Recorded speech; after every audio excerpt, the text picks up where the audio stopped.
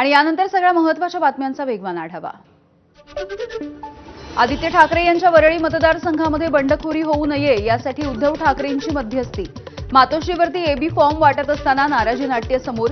सूर्यकांत कोळी, संगीता जगताप आणि आकर्षिका पाटील यांना मातोश्रीवरती बोलावून समजावण्याचा प्रयत्न।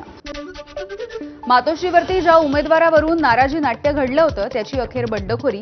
माजी नगरसेवक चंद्रशेखर वायंगणकरांनी प्रभाग क्रमांक 95 मधून अपक्षपणे आपला अर्ज दाखल केलेला आहे आणि या प्रभागामधून ठाकरेंच्या शिवसेनेकडून हरीश शास्त्री यांना उमेदवारी।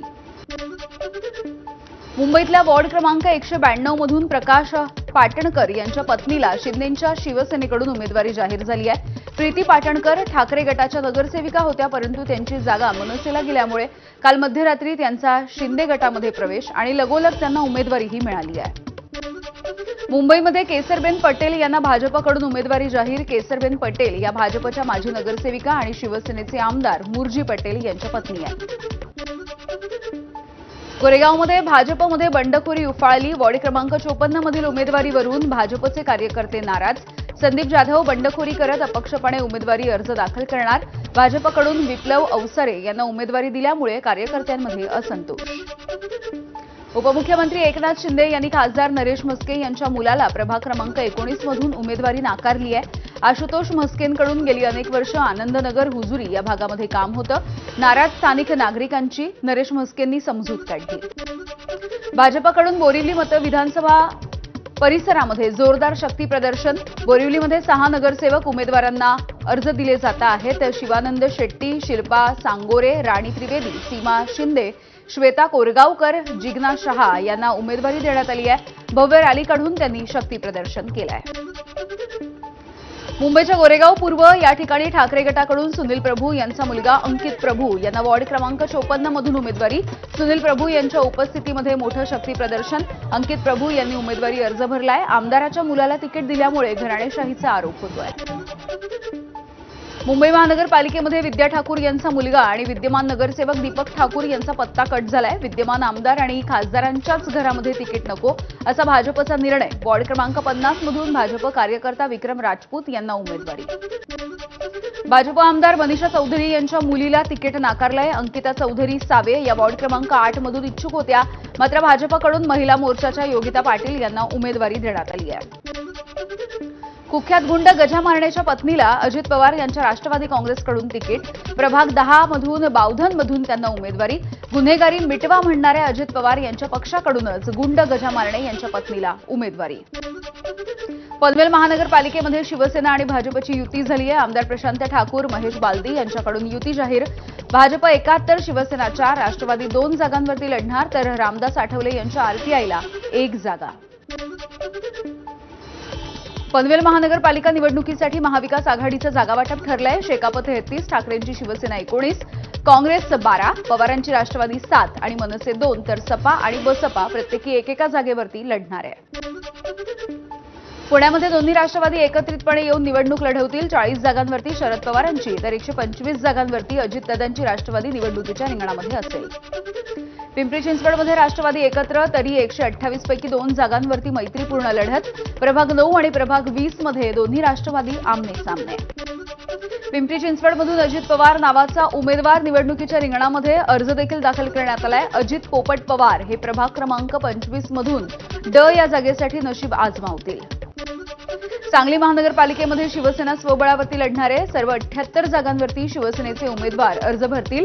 सांगलीमध्ये शिवसेनेला यश मिळेल, आमदार सुहास बाबर यांचा विश्वास। परभणीमध्ये शिवसेना ठाकरेंची शिवसेना आणि काँग्रेस यांच्यामध्ये जागावाटपावरून जोरदार रस्सीखेच झालेली आहे। कोण किती जागा लढवणार हे अद्यापही अनिश्चित आहे। दोन्ही पक्षांच्या नेत्यांमध्ये सध्या चर्चा सुरू आहे। 65 पैकी ठाकरेंची शिवसेना 35 ते 38 आणि काँग्रेस 30 ते 32 जागा लढवण्याची शक्यता आहे। कोल्हापूर मनपा निवडणुकीमध्ये मनपा यादीमधला घोळ सध्या समोर येतोय। माजी आरोग्यमंत्री दिग्विजय खानविलकरांचं नाव अजून मतदार यादीमध्ये आहे। प्रत्येक प्रभागामध्ये 250 ते 300 मृत मतदारांची नावं अजूनही यादीमध्ये दिसून येत आहेत। महापालिका निवडणुकीच्या रणधुमाळीमध्ये सोलापूरच्या पालकमंत्री जयकुमार गोरे यांची कार्यकर्त्यांसोबत हुरडा पार्टी, तर दिवसा आमदारासह क्रिकेटच्या मैदानावरती फटकेबाजीचा आनंदही त्यांनी घेतलेला आहे। अहिल्यानगर महानगरपालिका निवडणुकीमध्ये महाविकास आघाडी एकत्रितपणे निवडणुकीच्या रिंगणात. शरद पवार यांच्या राष्ट्रवादीचे खासदार निलेश लंके यांची माहिती. महाविकास आघाडी नेत्यांच्या बैठकीमध्ये चर्चा झाली. नागपूरच्या प्रभाग क्रमांक 17 मध्ये भाजप कार्यकर्त्यांमध्ये नाराजी. पक्षानं दिलेले काही उमेदवार बाहेरचे असल्याचा स्थानिक कार्यकर्त्यांचा आरोप आहे. स्थानिक कार्यकर्त्यांवरती अन्याय होतोय. प्रभाग क्रमांक 17 मधल्या कार्यकर्त्यांची प्रतिक्रिया. नागपूरमधील प्रभाग क्रमांक 24 मध्ये भाजपकडून अवघ्या 24 वर्षांच्या दुर्गेश्वरी कोसेकर हिला उमेदवारी. सिव्हिल इंजिनियर दुर्गेश्वरी ही नागपूरमधली सगळ्यात तरुण अशी उमेदवार आहे. अकोला महानगरपालिकेमध्ये भाजप राष्ट्रवादी युतीची घोषणा. 80 पैकी 14 जागांवरती राष्ट्रवादी तर उर्वरित जागांवरती भाजप निवडणूक लढवेल. अमरावतीमध्ये शिवसेना भाजपचा जागा वाटपामध्ये तोडगा नाहीच निघालाय. शिवसेना स्वबळावरती लढेल. जागा वाटपाच्या बैठकीमध्ये शिवसेना नाराज झाली आहे. भाजपनं अतिशय अयोग्य 17 ते 19 जागा दिल्या. शिवसेनेच्या अभिजित अडसूळ यांची माहिती. नाशिकच्या मनमाडमध्ये काँग्रेसला धक्का. एकमेव नगरसेवकाचा शिवसेनेमध्ये प्रवेश. आमदार सुहास कांदे यांच्या उपस्थितीमध्ये हा पक्ष प्रवेश झाला. दारूबंदी न झाल्यास निवडणुकीवरती बहिष्कार. धाराशिवच्या दहिफळ इथल्या महिलांचा एल्गार.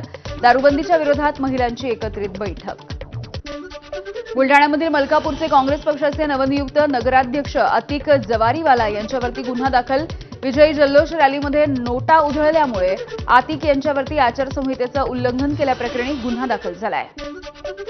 नाशिकच्या चांदवड तालुक्यामधील कातरवाडी इथे विहिरीमध्ये पडलेल्या बिबट्याच्या बछड्याचं रेस्क्यू करण्यात आलंय. पशुवैद्यकीय अधिकाऱ्यांकडून बिबट्याच्या बछड्यावरती उपचार सध्या सुरू आहेत. मुंबईच्या भांडूपमधील बसच्या अपघाताचे सीसीटीव्ही फुटेज सध्या समोर आलेलं आहे. भांडूप रेल्वे स्थानकाच्या जवळ बेस्टच्या बसनं उभ्या प्रवाशांना धडक दिलेली होती. यामध्ये 14 जणांचा मृत्यू झालाय. 10 जण गंभीररित्या जखमी झालेले आहेत. मुख्यमंत्र्यांकडून मृतांच्या वारसांना 5 लाख रुपयांची मदत जाहीर झाली. भांडूपच्या अपघाताच्या प्रकरणामध्ये बस चालक संतोष सावंत याच्यावरती गुन्हा दाखल. आरोपीला पोलिसांनी ताब्यात घेतलेला आहे. अपघातामध्ये 4 जणांचा मृत्यू झालाय. 11 जखमी व्यक्तींवरती सध्या रुग्णालयात उपचार सुरू आहेत.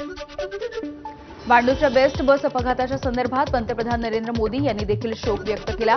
एक्स पोस्ट करत त्यांनी शोक व्यक्त केला आहे.